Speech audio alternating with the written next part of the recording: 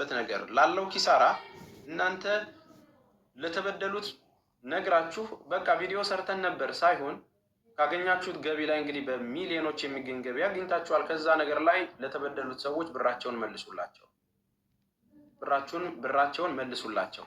ከዚህም በኋላ ላለው ነገር ማን ነው ብሩን የሚመልሰው? ማንኛው አካል? ብዙ ድርጅቶች አሉ። አሁን ስለ ሰክሰስ ፕላስ ነበር እያወራሁ የነበረው እና ብዙ ላይቭ ላይ ቆይቼ ነበር እና በብዙ ሚሊዮኖች ብሮች የተሰበሰቡበት መንገድ አለ። ከዛ ብር ላይ ለተበደሉት ሰዎች መልሱ የሚል ነው ዋናው። የመንሱር ጀማል ድምጡና አይዲው ምናምኑ ብዙ ተልኮልኛል። አሁን ደግሞ ሰሞኑ የወልደ ጊዮርጊስ በቃ ሙሉ ትክክለኛ ስሙ የደሞ የዱባይ አይዲ ነው የሚልኩት። የዱባይ አይዲ ነው የሰሩት። የዱባይ አይዲ ምናምን እንደዛ የሚያደርጉ አሉ። ስለዚህ አሁን ወልደ ጊዮርጊስ ምን ብሎ ነው ለእነዚህ ለተበሉ ሰዎች የሚሰጠው? ወይም ሌላ አካል? አንድ ጥያቄ ልጠይቅህ። የሆነ ድርጅት ሲቋቋም ሰዎችን ለመርዳት ነው አይደል የሚቋቋመው? በጎ አድራጎት። እኔ ጀጎልን ሳቋቁም በጎ አድራጎት ብዬ የተቸገሩ ሰዎችን ለመርዳት ብዬ ነው እንትን ያልኩት። ህጋዊ ማዕቀፍ አለው። የበጎ አድራጎት ትክክል። አሁን እንደነ ወልደ ጊዮርጊስ ያሉት ነጋዴዎች እና ቢዝነስ የሚሰሩ ሰዎች ናቸው። አዎ አሁን እነዚህ ነገሮች ለጠፋው ጥፋት በእነሱ ስም ለሚጠፋው ጥፋት ደጋግመው ይናገራሉ። እኛም ተናግረናል። ስለዚህ እጣ 1 ሚሊዮን ድራም ድረስ እጣ ታገኛላችሁ። ይሄ በመልካምነት የሚሰጠው ነው።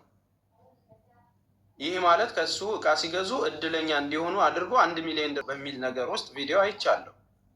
ቀና ልብ ስላለው ነው ይህንን የምናደርገው። እነዚህ ልጆች አሁን አንተ ጋር የመጡት ልጆች ራሴን አጠፋለሁ እያሉ ነው ብለህ ቪዲዮ ሰርታል። እኔ ጋርም እንደዛ ያለች ልጅ ስላለች ነው በደረሰባት ነገር። ቀና የሆነ ሰው ራሷን ከምታጠፋ ለሁሉም ይመልስ አይደለም። በሚችለው አቅም ባለው መልካም ልብ 100 ሰው አጭበርብሮት እኔ ለ100 ሰው ልከፍል አልችልም፣ ልመልስ አልችልም። በእኔ ስለተበደላችሁ ሶሪ እስከዛሬ ይህንን ነገር አጥሮ ግን ባለኝ አቅም ላይ ካለኝ ነገር እንደዚህ ህይወታቸውን ማጥፋት የለባቸውም። ችግራቸው እንደዚህ ድረስ የደረሰባቸው ልጅ ከ100 አትሊስት ለ10 ሰዎች እኔ መልሼ ልደግፍ ቢል ያስከብረዋል እንጂ አያዋርደውም። ይሄ እኮ ማለት የተጭበረበሩት በራሳቸው መንገድ ነው። ቀና ልብ ያለን የሚሉ ስለሆኑ ነው። ፐርፐስ እንትን ላይ እያወራው ያለሁት ሰክሰስ ፕላስ ላይ ብዙ ዊልቸሮችን እየገዛ ይሰጣል ሂሳቦቹ ሲጣሩ። እንደዚሁም የተሰበሰቡት ብሮች ምን ያህል ሚሊዮን ብር እንደሆኑ ይታወቃል። ተበላን የሚሉት ሰዎች እኔ እስካሁን ከ10 እስከ 50 ቢሆኑ ነው። ብር 100 ሺህ ብር ምን የተበሉት እንግዲህ በትንሹ ሂሳብ 5% አድርገነው 205 ሚሊዮን ብር ነው ያገኙት እስካሁን በእኔ ሂሳብ አሰራር። በትንሹ ከ100% ሁለት እጣ ቢገዙ ብዬ በበቂው ሳስረዳ 205 ሚሊዮን ብር ነው። 50 ሰዎች ቢጭበረበሩ የሚችሉትና መመለስ የሚችሉት ባላቸው አቅም ለ50 ሰው ቢሆን 150 ሺህ ምናምን 5 ሚሊዮን እንኳን አይሆንም። ያንን ነገር መልሱላቸው ነው የኔ። ይሄ በእነሱ ቀናነት የሚመለስ አስገዳጅ የሌለው ነገር ግን እዛ ዊልቸር ከሚረዱ ይልቅ እዚኛው ነገር ላይ የተበሉትን አስተካክለው ድርጅታቸውም ጥርት ባለ ነገር እንዲሄድ ለአንዴና ለመጨረሻ ጊዜ ማስታወቂያ ተሰርቶ እነዚህ ያለ ነገሮች አትጠቀሙ ተብሎ ድብልቅልቅ ያለ አዌርነስ ተደርጎ ከዚህ በኋላ ለሚመጣው ነገር ኃላፊነት አንወስድም ብለው ተባባሪ እንዲሆኑ የመጣ ሀሳብ ነው። ተግባባን አይደል? ስለዚህ ገብቶኛል። እነኚህ ደላሎቹ ኦልሬዲ በራሳቸው አካውንት ነው የገባው። አጭበርባሪዎች ናቸው እነሱ። በትክክል ድምጻቸው ማስረጃ አለ። እነሱ ጆሮአቸው ተይዞ ነው መመለስ ያለባቸው። ወንጀለኝነታቸው ተረጋግጦ ነው ለህዝብ ቀርበው መያዝ ያለባቸው ማለት ነው። እኔኛው አሁን ወደ 500 ሺህ ብር ተበላ ያለችው በተለያየ አካውንት ነው የላከችው። የትኛውን አካውንት ነው የሚያዘው እኮ ነው። በአንድ አካውንት ቢሆን እኮ መክሰስ ይመቻል። በአንዱ 10 ሺህ ታስገባለች፣ በዛንኛው 20 ሺህ፣ በ50 ሺህ። በቃ እንዴት እንዳጭበረበሯችሁ እኮ። ማን ነው እሱ ያጭበረበራት? ግለሰቡ እኮ 6 አካውንትም ሊኖረው ይችላል። ያጭበረበረው ሰውዬ ማን ነው? መጀመሪያ ድምፁ፣ ቦታው፣ ማንነቱ የሚታወቅ ሰው ከሆነ የትኛውም 30 አካውንት የሚከፈት ዋናውን አጭበርባሪውን ካወቀችው መቼም ስትልክ እንትና ዋናው የታወቀ እንዴት ዋናው ምን ይታወቃል? ለምሳሌ የእኛን ቪዲዮ ላይ የምንቀርጸው ድምፅ ይቀርጹ እና የምናወራውን ለምሳሌ የወልደ ጊዮርጊስን ድምፅ ወስደው ነው ሪካርድ የሚያስደርጉት። ገብቶሃል? ሰያይ አሁን ይህንን ለማረጋገጥ ቀላሉ ነገር ምን እንደሆነ ታውቃለህ? ብሩ የገባበት ሰውን አካውንት መንግስትም ቼክ ማድረግ ነው። የባንክ ሲስተሙ ላይ ትራንዛክሽኑ ሲገር በእጅ አይደለም ሄደው የተሰጠው። በዚህ አጋጣሚ ሲስተም ላይ ነው የገባው። እንትና ከበደ አየለ በሚባል አካውንት ውስጥ ነው የገባው አይደል? የነዛን አካውንት ችግሩ መያዝ አለበት። የሚያስቸግረው ምን መሰለህ? ገንዘቡን የሚልኩ ለምሳሌ እኔ በራሴ አካውንት ቢሆን መረጃና ማስረጃ ስላለኝ ይኸው በእኔ አካውንት ይህን አስገብቻለሁ እላለሁ። እነዚህ ልጆች ደግሞ የሚልኩት በሐዋላ ነው የሚያስልኩት። የሐዋላ የሚሰራው የላከበትን ሊሰጣቸው አይችልም። ያው ደረሰኙን እንጂ ላስት ዴስቲኔሽኑ የት ነው? መጨረሻው ሊከሱ እንኳ የአካውንት የእነሱ ስላል አይደለ ሊከሱ እኮ አይችሉም። ይችላሉ አይችሉም ነው። እኔ ያስገባሁትን ብር እኔን ደረሰኝ ለአንተ ልኬልህ በእኔ አካውንት የተላከን ብር አንተ መክሰስ አትችልም። ሮዝ በአንተ አካውንት አይደለም። ጥሩ ነው። እንዳለ ምን አይነት ክስ በሁለት ነገር ይመሰረታል። እኛ ብዙ ኬዞችን ይዘን ማስረጃ አምጡ ሲባል በህግ ፊት የላከው ሰውዬ ባለቤቱ ከሌለ አዌርነስ እየሰጠን ነው። በነገራችን ላይ ብር ስትልኩ አስገቡልን ሲሏችሁ መጀመሪያ ለቤተሰባችሁ ላኩና ኢትዮጵያ ያ ቤተሰባችሁ አስገቡ በተባለበት አካውንት ያስገባ ምትከስ ያ ቤተሰባችሁ እዛው ኢትዮጵያ ውስጥ ስላለ በእኔ ስም በእንደዚህ ምክንያት አስገባ ተብዬ ለዚህ አካውንት አስገብቼ ብር የተበላ ካለ ህግ ፊት ተቀባይነት ይኖራል። ይህንን አዌርነስ ሰጥተናል። አንድ ያመጡ ነው። ሁለተኛ በኋላ የሚላክበት ሲስተም ላይ ስሙ ባይገናኝ እንኳን የደረሰበት ቦታ ላይ እነዚህ ሰዎች የድምፅ ማስረጃ አላቸው። ከዚህ ላኩና አስገቡ ያላቸው ሰውዬ ድምፁ አለ፣ እንደዚህ ያለው ዶክመንት አለ፣ የድምፁ ማስረጃ ፕላስ እዛ የደረሰበት ዴስቲኔሽን ሰውዬ ብሩን ኬታ መጣው ተብሎ በህግ ፊት መጠየቅ ይቻላል። አካውንቱ ላይ የገባው ብር መቼና እንዴት ኬት ነው ሶርስህ ብሎ ይህንን ኢንሳም የህግ አካላትን መጠየቅ ይችላል። ለምሳሌ 500 ሺህ ብር አካውንቱ ላይ ሰንበዴ ሲገባለት በዚህ ጊዜ እኔ በሐዋላም ልላከው የኔ ማስረጃ ይኸው እዚህ ሰውዬ አካውንት ላይ ነው የገባው፣ ይሄ ሰውዬ ስራው ምንድን ነው፣ ለምንድን ነው የገባለት የሚለውን ህግ ይጠይቃል። ለምንድን ነው በምን ምክንያት ነው የገባለት ሲባል ሪዝኑ ላይ በዚህ አጋጣሚ ስትልኩ በሐዋላም ላኩት በምንም ላኩት እንደ ቀላል ነገር የምታዩት ነገር አለ። አፕሊኬሽኑ ላይ ዲስክሪፕሽን የምትል ነገር አለች። ሞባይል ባንኪንግ የምታደርጉ እንኳን አትጽፉም። ሲሲሲሲ ብላችሁ ሴንድ ነው የምትሉት። 00 ምናምን የሆነ ነገር ብላችሁ ሴንድ ነው የምትሉት። የላካችሁበትን ነገር ለሻይ የጠጣሁበት እያላችሁ መመዝገብ አለባችሁ። ለእንደዚህ ግን ጉዳይ የከፈልኩት እያላችሁ ሪዝኑ ላይ ስትጽፉለት ሲስተሙ ላይ ይቀመጥላችኋል። እሺ ቶሎ ተዋክባችሁ በፍጥነት ዲስክሪፕሽኗን ሳትሞሉ አያዘልላችሁም። የግድ ሪኳየርድ ነው። እዛ ላይ በደንብ አብራራታችሁ ጻፉ። ለዚህ ያደረግኩት በአማርኛ ባይቀበላችሁም እንግሊዘኛ አማርኛ በሆነ ማለት ነው። እንደዚህ ዱባይ ላይ ስራ ታሰሪያለሽ ተብዬ እንደዚህ ያስገባሁት። አንደኛ ሲስተሙን ታግዙታላችሁ። በእንደዚህ አይነት ማጭበርበር ውስጥ ያለውን ሲስተሙ በምን ተላከ የሚለውን ዳታቤዙን ማግኘት ይችላሉ። ሁለተኛ እናንተ ክስ ስትመሰርቱ ይሄው በዚህ ምክንያት ሪሲቴ ላይ ያለ ፕሪንት ተደርጎ ይወጣል። በዚህ ጉዳይ ነው ያስገባውለት። ያ የገባለት ሰውዬ አልገባልኝም እንኳን ቢል ዝም ብሎ ተሳስታን የገባችሁ ወይም በሌላ ቢዝነስ ነው ያስገባችሁ ብሎ ቢሞግታችሁ ማስረጃው ላይ ዶክመንቱ ላይ በሐዋላም ላኩት የሐዋላ የተላከበት ሲስተም ኢትዮጵያ ንግድ ባንክ ውስጥ ህግ ከፈለገው ማውጣት ይችላል። በምን ሪዝን እንደገባ ማለት ነው። ስለዚህ ህግ ፊት ሲቀርብ ያችን ዲስክሪፕሽን እንደዚህ ያስገባና ላክልል የሚለውን ነገር ጨምሩበት። ኢትዮጵያም ያላችሁ ተጠቅቁ። አሁን ግልጽ ሆነልህ? ግልጽ ነው። አሁን ግልጽ ነው። ከዚህ ባሻገር ግን አብዛኛው እህቶቻችን የማይሸወዱበትን መንገድ መፍጠር ነው። ምንም ቢሆን ምንም የሚሰጥ ሰው 1.4 3.4 እሰጣለሁ ያለ አካል ከእናንተ የሚጠይቀው ነገር የለም። ሁለተኛ የምትሰሩት ይበቃችኋል። አንዳንድ ጊዜ እኮ በአቋራጭ ለመክበር የሚሄድበት መንገድ እኮ ነው ያለ እውቀት እንደዚህ ችግር ውስጥ የሚከታቸው። ስለዚህ ማንም ሰው አትመኑ።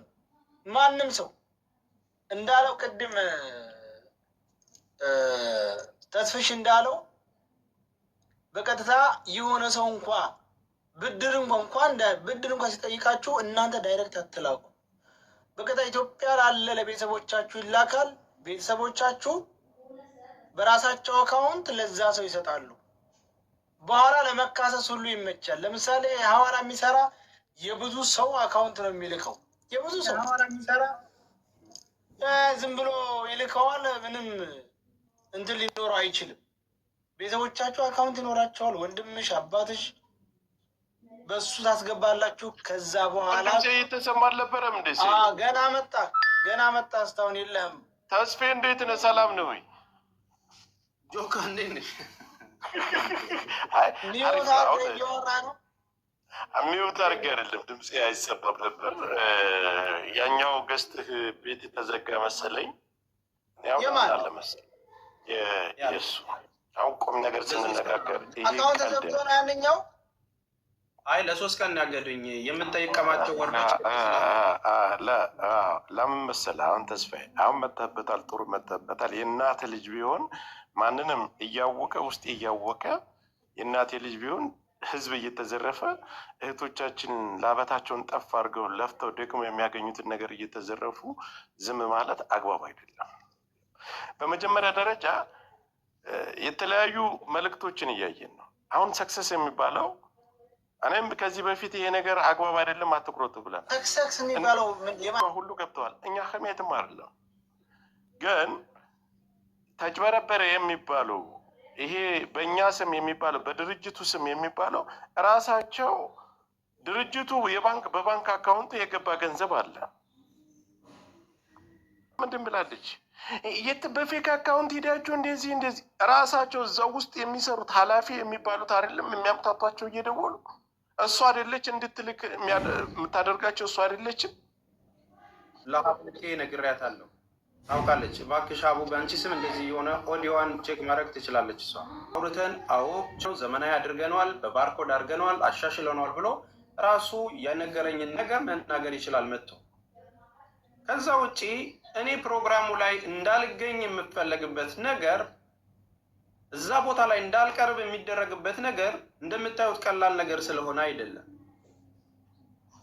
ግንኙነታችን ጥሩ ከዛ በኋላ ከመጣ በኋላ ብዙ ነገር አድርገናል። አብረን ያደረግነው በመልካም ስራ ለመስራት ውስጥ በሚደረግ ሂደት ውስጥ እኔም የጀጎልን ስራ ሰራ አንድ ቀን ነው ተገናኝተናል ከነሱ ጋር። ከዛ ውጭ ፕሮግራማቸው ላይ እኔ ሳሪ ጋር ገስት ቁጭ ብዬ የእጣው ቀን 64,000 ሰው ሌላ ቦታ እየተከታተለው ላይቭ እኔ ሳሪ ጋር ቁጭ ብዬ ነበረ። ቀጥታ ምንድን ነው የመጣው? ተስፍሽ እንዴ ኢትዮጵያ አይደለ እንዴ ለምን ፕሮግራሙ ላይ አትገኝም ሲሉኝ አይ አልተጠራውም አልኳቸው። ሳለት ፍለጋ አይደለም ድጓን ሰብሬ የምሄደው አስተካከል ቢሉኝ ይቀበላለሁ። እኔ የምጠይቅ ከሆነ እኮ እና ጠይቁኝ፣ በማስረጃ ሞግቱኝ እያልኩ ነው። ማንም ሰው ሲጠራኝ እየሄድኩ እያስረዳው ነው። አሁንም ድርጅት ከአረብ ሀገር ላይ አንተም በዝብዟል የምትሉ ዶክመንት አምጡና በምን አግባብ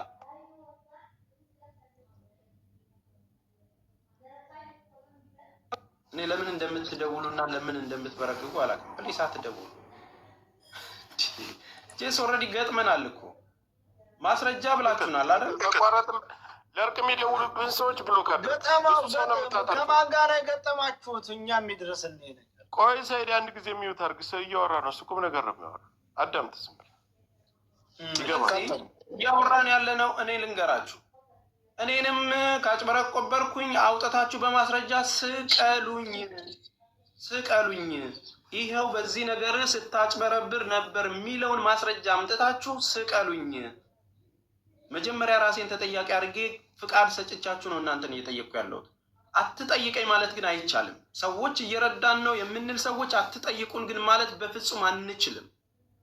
የሚበሉትን ሰዎች እናገለግላለን ካልን የእናቴ ልጅም ሌባ ከሆነ እኔም ሌባ ከሆንኩኝ አውጥቼ ከመስጠት ወደኋላ አልልም። ባለው ነገር ግልጽ ሆኖ መሰራት ስላለበት የሌባ መከማቻ መሆን ስለሌለበት ይሄ ነገር ሀገርን ማዳንም ጭምር ነው።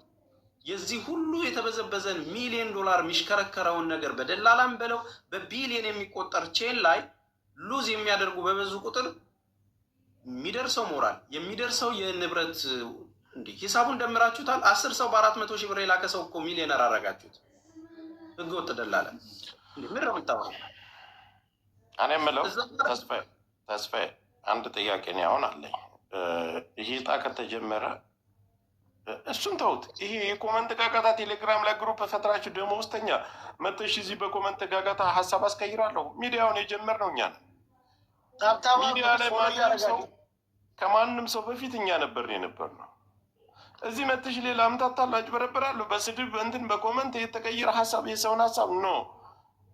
እኔ አሁን ጥያቄ የምጠይቅ ሰክሰስ አሁን ከተጀመረ 2 ዓመት ሊሆነው ነው አይደል?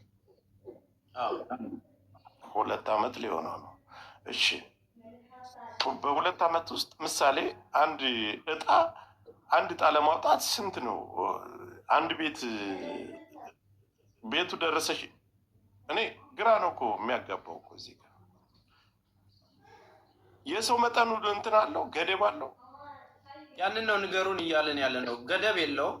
አንድ ሰው በሚኒመም እንኳን 2 እጣ ገዛ ብንል በ4,000 ብር እንግዲህ ሚኒመም ነው እያወራቸው አሉት። የ100,000 እና የ200,000 የሚገዙትን የዋህ ልጆች ባለማወቅ እሱን ትተ ነው 2 እጣ ቢገዛ 3 ዙር ተከናውኗል። እጣው የወጡት የቤቶች ብዛት የመጨረሻው ዙር ላይ 9 ቤቶች፣ ከዛ በፊት 3 ናቸው። ስለዚህ የመጀመሪያው እና የሁለተኛው 6 ቤት ፕላስ 9 ቤት 9 እና 6 15 ቤቶች። የ15 ቤቶች ዋጋ ባለው ነገር 5 ሚሊዮን እንኳን ቢሆን 15 ጊዜ 5 የሚመጣው ስንት ሚሊዮን ብር እንደሆነ ሂሳቡ ይታወቃል። ድምፅ ሚውት አላረግም። አንተ ሰውዬ ሚውት አድርግና ገበናን እንትን አትበል። ሰያ ኧረ የጣነውን የምዝ ይደውሉልሃል፣ ተንበቅብቀው ይደውሉልሃል። ልንገርህ አሁንም እያለን ያለ ነው ምንድን ነው? በ3 ዙር የተሰበሰበውን ነገር ድርጅቱና ይህንን የሚመለከተው አካል አለ፣ ሲቪል ማህበራት የሚባል የሁላችንም በጎ አድራጎት ቼክ የሚያደርግ ምን ያህል ገባ ምን ያህል ላይ የእኛ ድርሻ አይደለም። የገዙት ልጆች ግን ሪፖርት የማግኘት መብት አላቸው።